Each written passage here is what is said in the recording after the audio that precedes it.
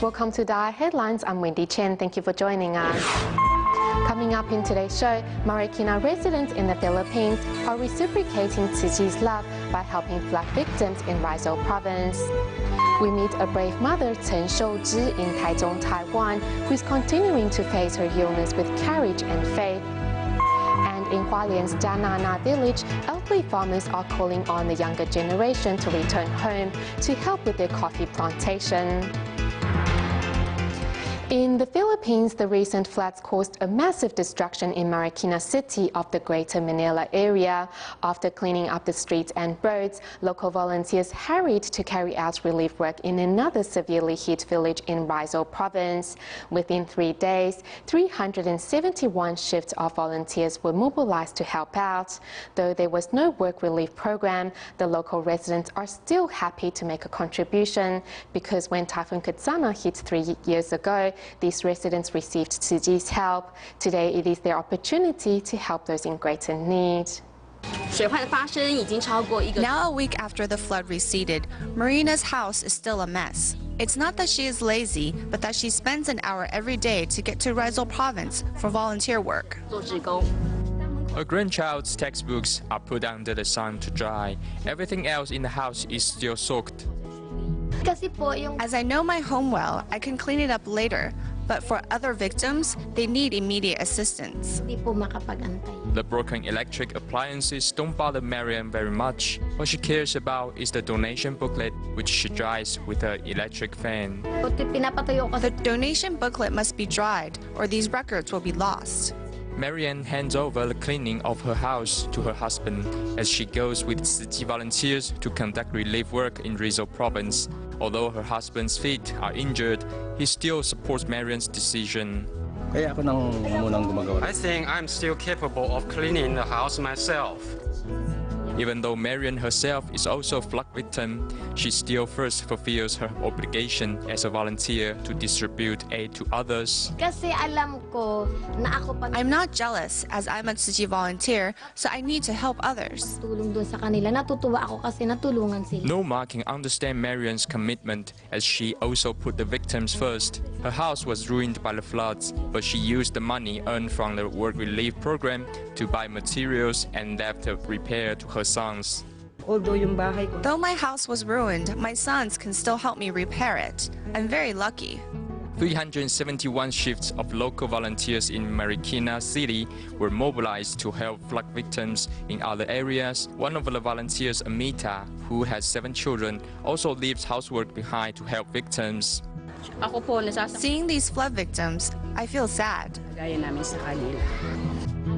Though these residents living in Tumana, the poorest barangay in Marikina City, they are still satisfied because this is a place where love arises from mutual assistance. In Paraguay, Tzu Chi volunteers are helping needy families get through the cold winter by handing out relief items at their recent aid distribution. This time, the volunteers have arrived in communities 5 kilometers away from the city of Ciudad del Este, as most of the residents here live in corrugated iron houses. The relief items included rice, noodles, flour, cooking oil, and red beans, as well as Tzu Chi's environmental blankets.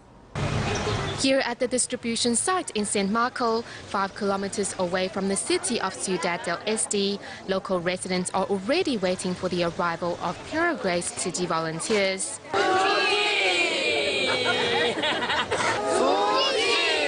As temperatures fluctuate during day and night, volunteers were worried for the needy families and began visiting them door to door before carrying out the distribution.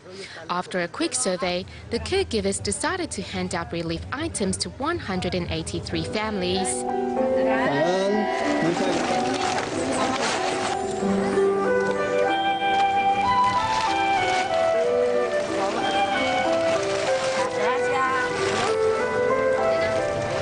Apart from the blue and white uniformed volunteers, many local residents were also inspired to give a helping hand. We are grateful to Tzu Chi volunteers for their love and compassion for bringing us these relief items. We are truly grateful. To help the residents through the cold winter, the relief items included rice, noodles, flour, cooking oil, red beans and Tzuji's environmental blankets. Volunteers also seized the opportunity to promote conservation work. If we just throw away these plastic bottles, they will easily pollute our environment. I hope everyone can start to recycle them so we can turn them into blankets. Though the bags of supplies may be heavy, residents are all smiles. The love pouring in from far and wide will go a long way in reaching every needy corner of society. Moving to Thailand, the Wat So Kheo Nursery School in Antong Province is also a monastery that takes in needy students from northern Thailand. For the past 10 years, Tzuji volunteers have been providing scholarship aid to the students here. To celebrate Thailand's Mother's Day, which falls on August 12th, the volunteers taught the students how to make handiwork that will later be sent home. Kneeling in front of the volunteers with great respect is Yutana, who is a former Tzuji Scholarship Aid student and has been living at this nursery school for 8 years. Now a university graduate, Yutana is going back to his hometown to become a teacher. What really touched me was the unconditional love from the volunteers. When we have some bad habits, the volunteers will kindly correct us. They guide us to become people with good moral values. The Wat So Kheo Nursery School is a monastery with a school beside it. Attendance is free, but many of the students from Thailand's northern border have no place to stay. Luckily, the abbot of the monastery decided to let the children stay free of charge. They are living in harsh conditions, but they are still very happy. Compared to them, as I have been living in better conditions since young, I feel very blessed. We should support them as much as we can.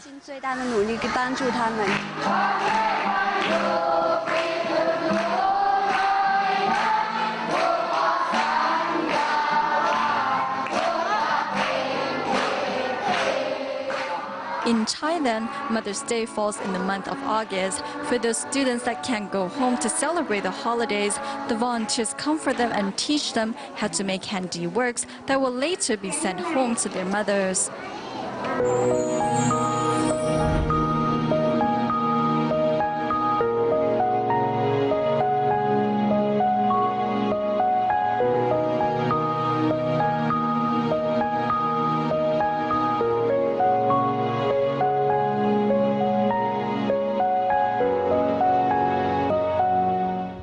When you are diagnosed with cancer, what do you do? 7 years ago, 43-year-old Chen Shouzhi, who lives in Taiwan's Taichung, was diagnosed with breast cancer. Chen not only put on a fight against her illness, but also started to write a journal every day so she could teach her daughter how to face death without fear. Following the Tzuji brothers and sisters, we arrive at the home of Tzuji care recipient Chen Shouzhi, who has been fighting breast cancer for 7 years. Although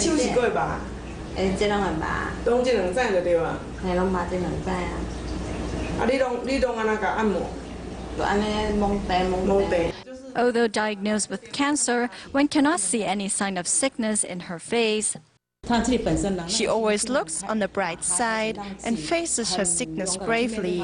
I think it is very good for her health. Shao Liqing, who has been caring for Chen Shouzhi, also found out that she has breast cancer.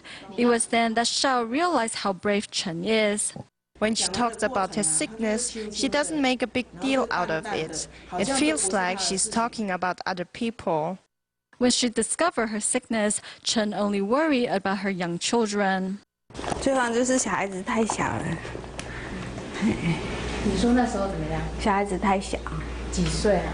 国小才8岁而已啊。Chen encouraged herself and decided to live at peace with her sickness. 他来找我，就跟他当好朋友。 When I discovered the cancer, I decided to become friends with it. I think if I'm nice to it, it will coexist with my body peacefully. I think it probably won't take my life so early. 这都是我的笔记。你的笔记？对。从第一天你就写下来。对，咳嗽流鼻水，会痛死了。Before, Chen didn't want her daughters to know she was sick and went for chemotherapy by herself. However, her health condition soon worsened.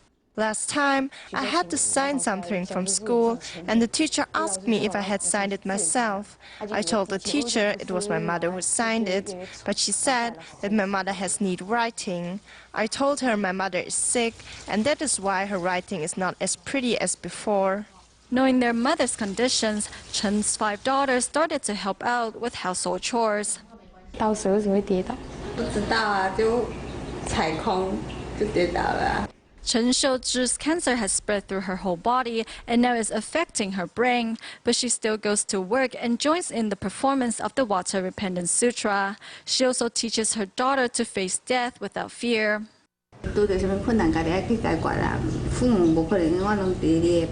When you face difficulties, you need to solve them all by yourself. Mom and Dad won't be around forever, and we don't even know when we will pass away. Today, we may be very healthy, but the next day, we might die. People used to say that when you go to sleep, you don't know if you will wake up the next day. Looking at the book given by Tzu Chi's sisters, 43-year-old Chen Shouzhi faces her sickness with humor and laughter. On a lighter note, in Taiwan, a group of university students from Hong Kong visited the Neihu Tzu Chi grounds to learn more about conservation work. During the trip, the students came to realize the amount of human resources that are required to recycle plastic bottles and were inspired to reduce their use of disposable items. Over 30 students are stepping on a pile of plastic bottles to experience how much time it takes to flatten them.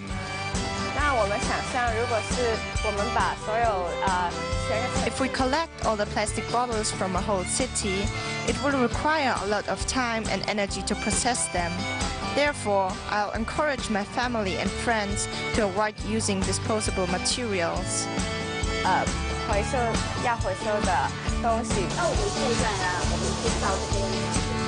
These university students from Hong Kong are on a green trip to Taipei. On this stop, they visit the Neihu Tzu Chi grounds.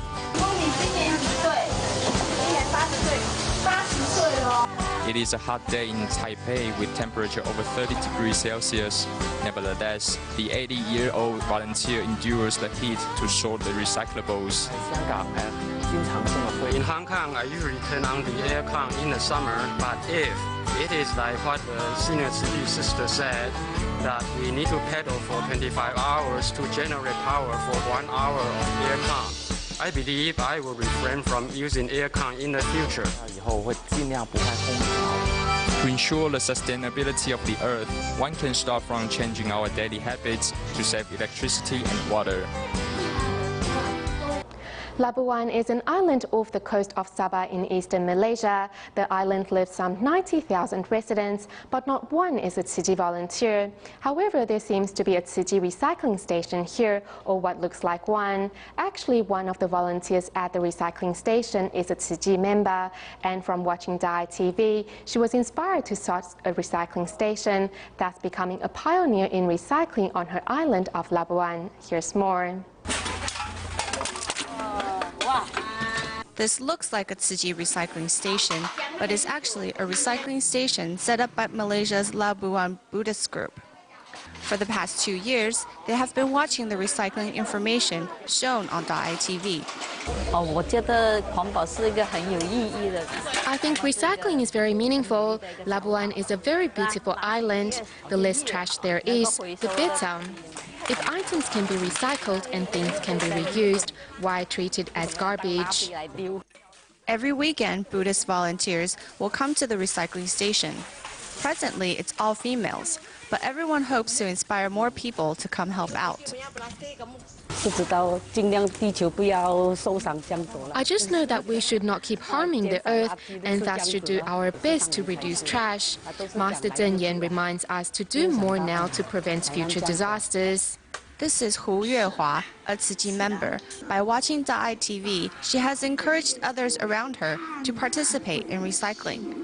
On DaAi TV, we always see seniors pushing their carts around collecting recyclables and even use their second floor as recycling storage areas. Those stories touched our hearts. If these seniors can do it, then we can as well. With determination and passion, these DaAi TV viewers have taken action to do their part for the earth. I have learned so much here, like newspaper recycling, plastic bottle recycling, how I have flattened them by stomping on them. It's time-consuming, but it's good. It helps the earth. From watching DaAi TV, this group of ordinary housewives are doing extraordinary things and have become Labuan's recycling pioneers.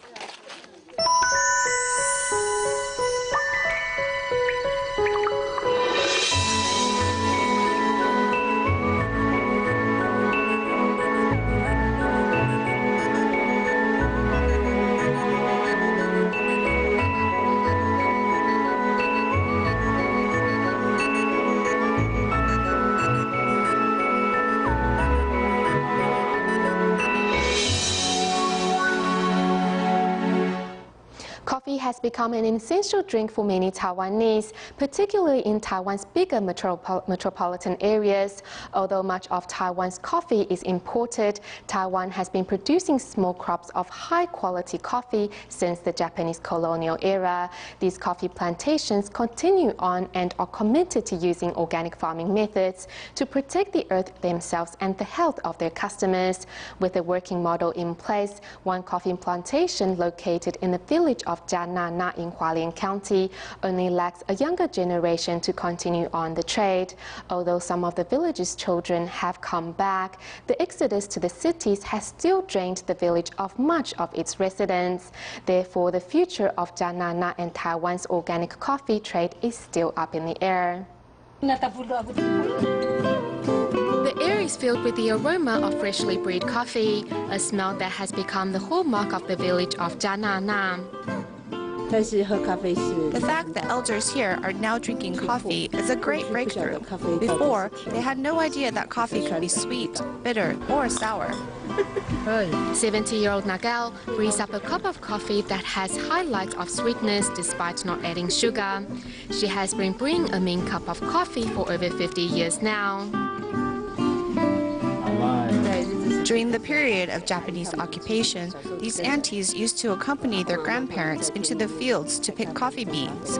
3 years ago, they started to teach the villagers how to distinguish between good and bad coffee and how to drink it.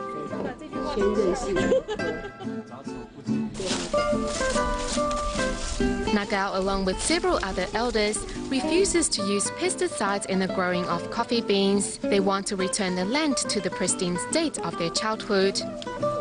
The round-shaped fruit, when ripe, is picked and eaten.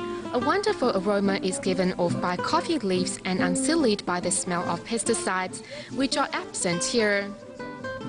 Having weeds this tall is actually a good thing. These weeds won't ever reach the height of the coffee plants. In fact, once they reach a certain height, they will collapse and doing so create a natural ground cover that keeps in the moisture of the soil. So during droughts and when the sun is strong, the moisture in the soil is retained. Zheng Hong is the organic farms manager who returned to the village 5 years ago. Since then, he has seen how these coffee fields and the weeds have slowly returned to a state like that of years ago. After, I will give this land to my children to work on, but they will have to use this method to farm. Thanks to Zheng Hong's command of Chinese and the tribe's native tongue, DaNa has been able to open itself to the world. Its message? It is not the coffee that is organic and pure, but the hearts of those that work the fields. 阿公每天都在这边吗？我们这边都不能撒草就对了。这骷髅的蛋。 无毒，通通都是要用剪的。 After harvest, nothing remains in its ripe fields but water. Altogether, only 5 households are left to farm the surrounding lands, all of them being elders. We are old, but we do what needs to be done. As for our children, we let them explore their potential in the world. As elders, we just stay at home and tend to the fields. Unfortunately, the surrounding fields and the Taluan are both slowly emptying as time wears on. I hope youngsters can come back and work these fields with us. Nowadays, children don't really want to do farming. Seeing these fields, all they see is dirt. Nowadays, the youth don't want to farm.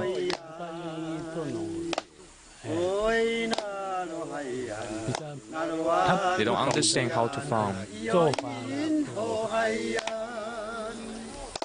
Whether it be rice or coffee fields, the survival of Janana and other villages alike, it depends on whether or not the tribe's youth find their way back to their villages and decide to carry on the baton of organic farming. Moving to Indonesia, the Tzu Chi School in North Jakarta's Pandai Indah Kapuk recently held a sports event to celebrate the country's Independence Day. The purpose of the games and competition is to teach children about teamwork and to cultivate the right attitude when facing competition. Let's take a look. Are you happy today? To celebrate the National Day of Indonesia, the Tzu Chi School in Pandai Indah Kapuk held a sports event. In the school's hall, the students' spirits are high as they follow the teacher's instruction to warm up before the games.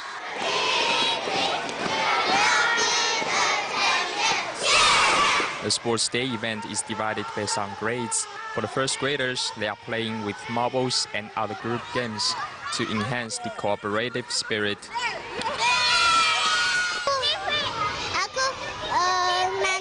I'm going to take part in the drawing competition. I'm very excited. It's fun.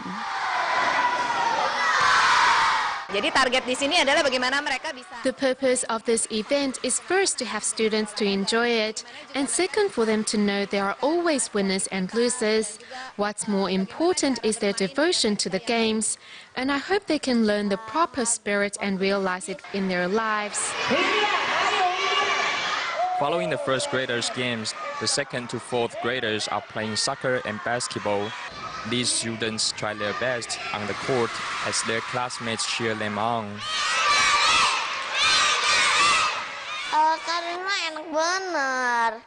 Today's event is great. We can exercise, run, play soccer or basketball. Teachers at the Tzu Chi School uses different pedagogy to teach students with different aptitude in order to optimize the effect of teaching. Through games and competition, students not only develop their physical strength, but also learn sportsmanship. As we went on air, Typhoon Tembin is moving slowly towards the east coast of Taiwan, bringing strong winds and torrential rain around the island. To make things worse, Typhoon Bolaven is only some 1,600 kilometers apart from Typhoon Tembin, and experts fear the double typhoons may bring forth severe flooding and landslides. Thus, residents are reminded to keep an eye on the weather news updates throughout the next few days. In Taipei, the effect of the storm is not as yet obvious. City volunteers are seizing their time to visit senior care recipients to remind them to beware of the coming typhoon. We'll leave you with these images. Have a safe journey home. Goodbye.